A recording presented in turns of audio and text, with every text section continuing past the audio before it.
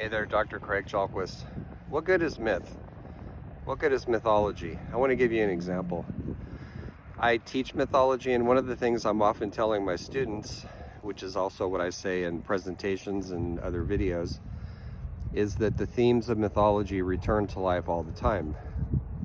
I wrote a whole book on this called Myths Among Us, and we don't get past the myths. They elaborate themselves. They're like pieces of collective psychology that reinvent themselves for various reasons, one of which is to warn us about things that are happening in collective life. So there's a story that's playing out right now in the United States involving a couple of different presences, one of which is innocent Persephone. Persephone, the goddess found in the meadow picking flowers, according to one telling picking narcissi flowers. The word, of course, is often associated now with narcissism and ego and all that. Blissfully unaware that anything bad could happen to her. And this has often been called pseudo-innocence by psychologists, the kind of innocence that adults should not have.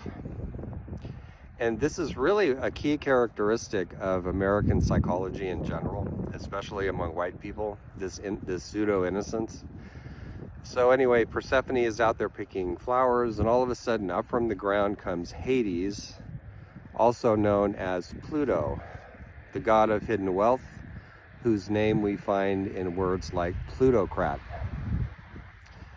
He grabs her, he hauls her away in his chariot into the underworld and rapes her. There goes the innocence of Persephone. And she's trapped down there in the underworld for a while until various gods, including her mother Demeter, get busy, and they start trying to save what can be saved. And while they're doing that, because Demeter is in sorrow, nothing grows on the surface of the world. Everything's thrown into disarray. Everything is chaotic.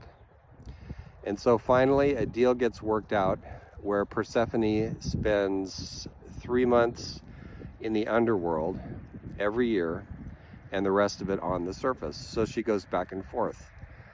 So one thing this could point to psychologically is that her innocence has been replaced with what I like to think of as night vision, soul vision.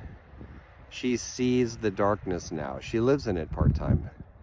She doesn't act it out. She doesn't succumb to it.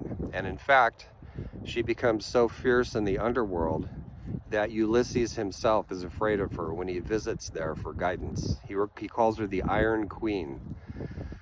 So Persephone becomes a queen of the underworld part of the year, and the rest of the year she's above the earth making plants and flowers grow. So she takes a terrible, tragic, dismal loss of innocence and wises up and turns it to her advantage and becomes powerful and agentic. Maybe that's the lesson that so many of us have to learn in the US today. Thanks.